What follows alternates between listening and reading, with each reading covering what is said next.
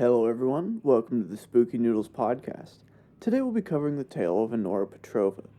This story was written by user OnePageWonder on the Creepypasta wiki. I hadn't heard of the story until a few weeks ago and I'm still pretty torn on whether I like it or not. I'll let you guys decide. But anyways, who is Annora Petrova? To Bree ISQ at blank.com. Subject: Bree, please read this. Bree, don't delete this. I know you hate me, but we were best friends once and I need you to read this. I think I'm in serious trouble and there's nothing you can do, but I need you to read this so that you understand. I know we haven't talked since sectionals. It's been forever, but what happened to you wasn't my fault. At least it wasn't entirely my fault. I know everyone thinks it was, but I would never do anything to hurt you. This is gonna sound crazy, but I need to tell you so that someone knows. It started when we were in the 8th grade. It was the night before the Crystal Classic competition.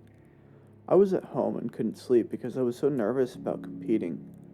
Well, I got on the computer, just sort of surfing the web and stuff, but I couldn't concentrate on anything. I was just sitting there, so I Googled myself. I never should have done that, Bree. At first, it was just all the usual stuff you find when you Google yourself. Then I found a link to a Wikipedia page about me. I thought our club or my dad made it or something. There wasn't much there, just some basic facts about skating and what city I lived in. But the thing that got me was that it said I had won that year's Crystal Classic. I laughed. I thought for sure someone had only made it to encourage me. I confronted my dad about it, but he denied it. When I won the competition the next day, I was so happy. It was the first competition I had ever won and it felt so good. Remember how hard I worked after that? That was when my parents hired Sergey to coach me. You know how much that must have cost. After that, I would check my page before every competition and it would always say where I placed. It said I would win the regionals at 15 and that came true. Afterwards, Sergey convinced my mom and dad that I had a real shot at the Olympics. That was when they pulled me from school. I skated every day, but I just wasn't progressing the way Sergey said I needed to if I wanted a shot at the championship. I was working so hard and skating well, but still, Sergey said it wasn't good enough. When the sectionals came, all I could think about was winning, so I did something I shouldn't have. Everyone was saying that you were the favorite, and I felt like I'd already lost the competition, so I made a Wikipedia account and tried to update my page to say that I was the winner. The thing is that after I tried to update the page, I checked it, and all it said was, Annora Petrova is a selfish little bitch who's going to get what she deserves. I broke down. That's why I looked so awful the next day. I was in a daze. I remember watching your routine and seeing your blade snap. The next thing I knew, I was on the ground and my face was covered in blood from where the tip flew off and sliced my forehead.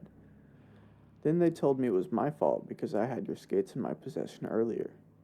Bree, I honestly didn't do anything to your skates. I wanted to win, but I wouldn't do anything to hurt you. When they told me I was banned from any further competitions, everyone said that I got what I deserved. Nobody even asked for my side of the story. I guess you heard that Sergey dropped me after that too. He said that I ruined him.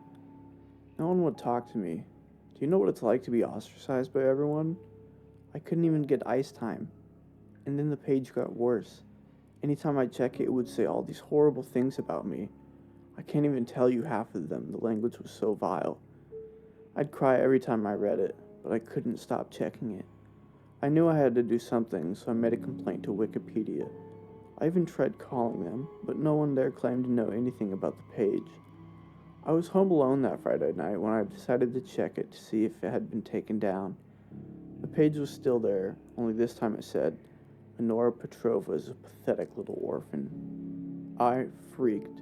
I kept calling my parents to warn them, but every time I did, all I would hear was this horrible laughter on the other end. I must have called them 100 times until I couldn't take the sound of the laughing anymore. After the accident, the police gave me their phones, and there wasn't any record of my calls that night. I was devastated.